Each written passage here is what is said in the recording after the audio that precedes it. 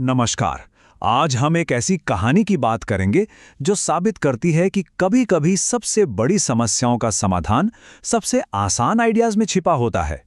चलिए बाढ़ को समझने के लिए एक ऐसे सफर पे चलते हैं जिसके बारे में शायद ही किसी ने सोचा होगा।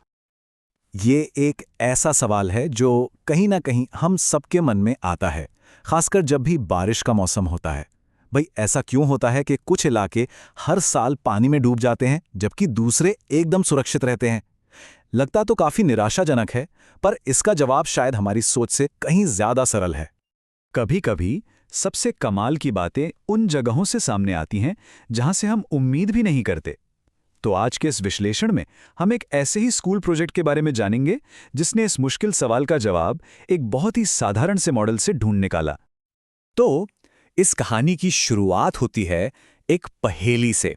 बाढ़ का बार बार आना एक ही जगह पर। यह सिर्फ एक समस्या नहीं थी, बल्कि एक खोज की शुरुआत थी। और इस खोज को शुरू किया एक युवा जिज्ञासु दिमाग ने। ये एक लाइन, बस यही एक लाइन इस पूरे प्रोजेक्ट का मूल सिद्धांत है।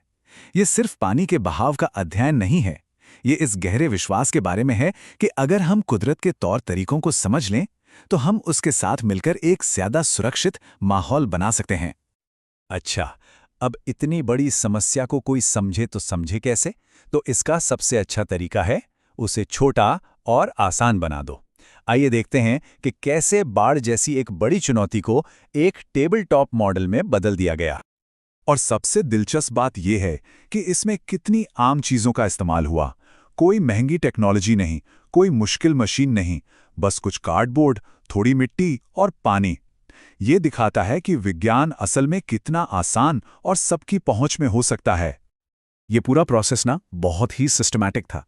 पहले रिसर्च की, फिर मॉडल बनाया, फिर टेस्ट किया और आखिर में सुधार किया। हर एक कदम दूसरे कदम की तरफ लेकर जा रहा था। ये साइंटिफिक मेथड का एक बहुत ही साफ और असरदार उदाहरण है। तो अब आता है कहानी का सबसे रोमांचक हिस्सा। जब सिमुलेशन शुरू हुआ तो कुछ बहुत ही हैरान करने वाली लेकिन जरूरी बातें सामने आने लगीं। ये वो पल थे जब मिट्टी और पानी का ये छोटा सा मॉडल एक बहुत बड़ी कहानी सुना रहा था। ये था पहला बड़ा आहा मोमेंट। पानी ऐसी कहीं भी नहीं फैलता, वो हमेशा सबसे आसान रास्ता चुनता है। और मजे की बात यह है कि ये रास्ता बार बार एक ही होता है। मतलब ये कोई अचानक होने वाली घटना नहीं है, बल्कि एक तय पैटर्न है। और ये बात पहली खोज से सीधे सीधे जुड़ती है। पानी जिन रास्तों को चुनता है वे अक्सर सबसे नीचे वाले इलाके होते हैं।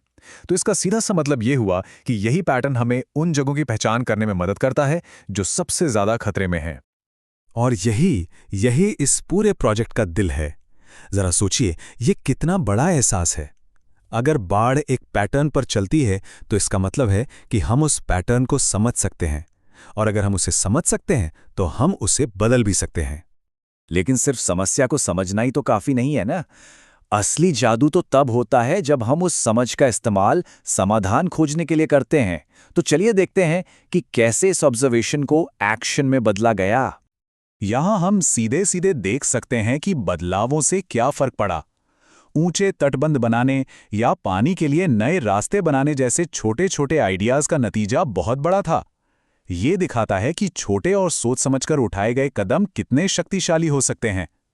तो सवाल ये उठता है कि एक स्कूल प्रोजेक्ट का असली दुनिया से क्या लेना देना?